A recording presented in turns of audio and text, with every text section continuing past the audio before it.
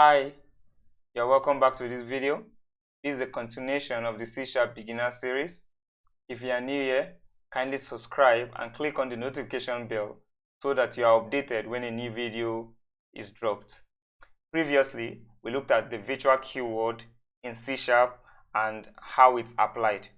Today, we'll be looking at abstract keyword in C#. The abstract for classes is one that cannot be instantiated and must be inherited. So whereas in virtual keywords, you remember we said that for virtuals, they cannot be used in the classes. We cannot have a class that is a virtual. We cannot have a field that is virtual. But for our classes, for abstract, we can have abstract classes, and those classes cannot be instantiated. When abstract is used at a class level, the implication is that it cannot be instantiated. So let's look at this with an example. So you remember our last example when we are looking at the virtual keyword? Now, basically the same thing. Now, if we are to make this class, for example, if we make it abstract, everything still looks fine and okay.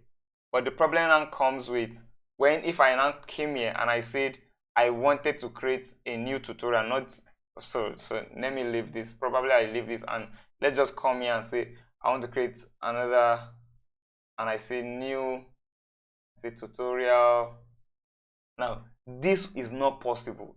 So you see, it tells you that cannot create an instance of abstract type, because when you use the abstract keyword, what you are telling it is that you do not expect anyone to instantiate or create an object from this particular class, the tutorial. That is basically when you use it at the class level. So when you use abstract at the class level, you are telling the compiler that, okay, this class should never be newed up. It should not allow anybody to be able to say new that class. It should not allow. And that's basically what we see here. So if I remove abstract from here, you see that red cookie line goes, because now it doesn't see the abstract and it can allow, it's just like a normal class that can be instantiated, and that's fine. So when we use the abstract keyword at the point of the class, then it means that that class cannot be instantiated, and it means that it must be inherited. So for example, we can now create new tutorial. We can instantiate that inherits from tutorial, but we cannot instantiate tutorial itself. So we are just saying, so this is useful maybe when you just want to create a template of how something is, the structure of how people that will use it, or how classes that we inherit from it should look like in some regards. So that is where we could use something like this. So we have that for an abstract class, you cannot instantiate it. So let's go back to our slide. Now, class members does not provide any concrete implementation. So that what that means is, if the class member is an abstract one, then it does not provide concrete implementation. So if we look at this now, so you remember that we have show subject, right? Now, what I will just do is I will create an abstract, and I'll say another show subject, and you see it immediately throws an error. This is because when you use the abstract keyword in a method, it doesn't expect you to give it an implementation. It doesn't expect you to tell it how it will run. All it expects you to say that, okay, you say that when it sees an abstract method, it's saying that, okay, so if you're an abstract method, just tell me the name, give me the method signature. How should the method look like?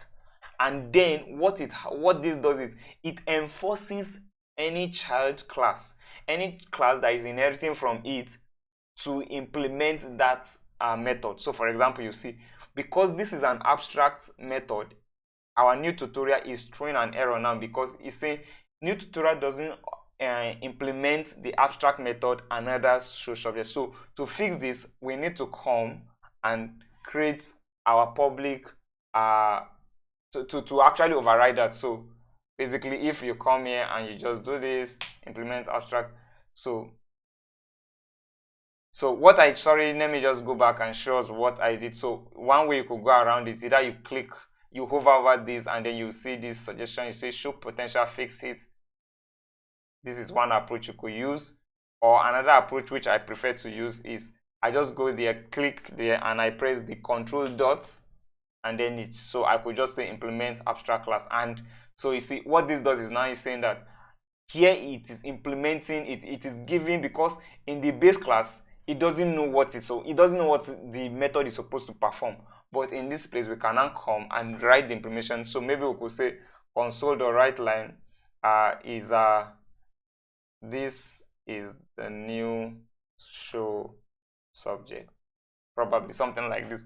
So when abstract is used for a method, all you are saying is that implementation it will not give the implementation in the base class, and it means that it transfers the responsibility of that implementation to the child class, so enforcing the child class to implement it. So if we do not implement this, it will throw an error enforcing you that you must implement. So for example, even though this is having the same name, you see it has the same name as this, but because it doesn't have the override keyword, it assumes that it's another method. So you need to use the override keyword. It's very important to show that what you are trying to do, you are trying to override the implementation in the base class. You are trying to give the correct implementation for it in this child class, and that is how that goes. So let me just comment this out, because we now know that for an abstract class we cannot instantiate it directly, but the classes that inherit from it that are not abstract can be instantiated. So it means that if I came here and I still call this an abstract, this will now throw an error, because the new tutorial now is an abstract class and cannot be instantiated. So that's something to note. So when a class is abstract, it cannot be instantiated. But when a method is abstract, then it's saying that the child class, whoever is inheriting from it, must have its own implementation. Unlike the virtual keyword, so for the virtual, if we go ahead and remove this, it doesn't throw an error because it is virtual. Virtual means it's optional. The base class can choose to give its own implementation, and if it doesn't give its own implementation, then they will use the one in the base class. But if the child class overrides the implementation of a virtual, then it will go ahead to use that. But for abstract will not give that implementation. It's saying whoever is inheriting from me should give his own different implementation. So for example, if we come ahead here and we have another class called another tutorial,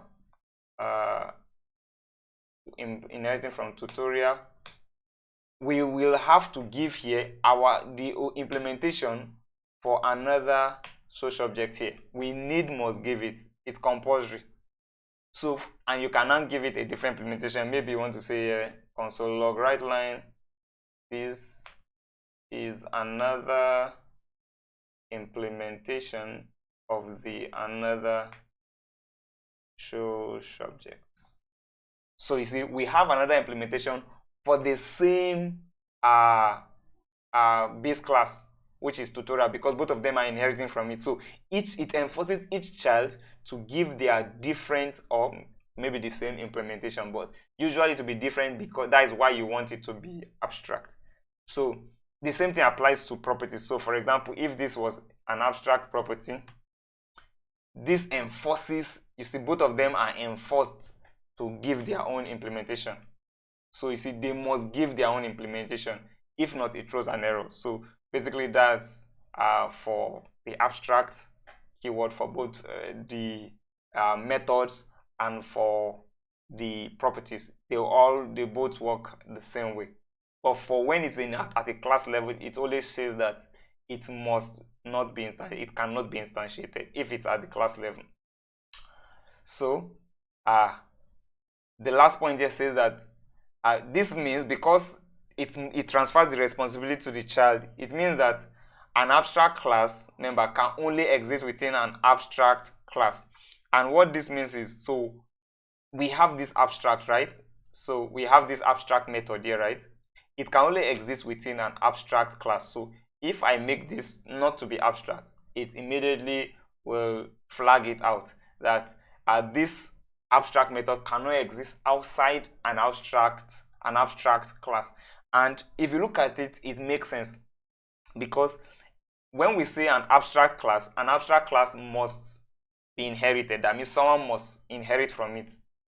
So if the class is not abstract and we can instantiate, it means that we can instantiate, we can come here and say we can do this, then this is possible now, since this is no more abstract. So if you try to call this method now, let's say you want to say another, let's say this was allowed. Of course, this is not allowed. So if to say, let's say, when it now tries to call this method, what implementation is it going to use? It doesn't know the implementation because there is no implementation here. So it makes sense that for abstract methods or abstract properties, you must put them inside an abstract class so that it enforces it to be inherited before it's being, so that in those places the implementation for those abstract classes are kept there. And that's basically the abstract keyword and what it really means in C#. Basically, in the context of inheritance, it means that it cannot be used, instantiated itself, it must be inherited. Basically, that's what an abstract class is. And an abstract method means that that class that is inherited must give its implementation, that is inheriting from it rather, must give its own implementation. So I hope this was clear, and I hope that the understanding of what the abstract keyword in C# really entails is clear to us all. If you have any question, please drop them in the comment section, and I'll see us again in the next video.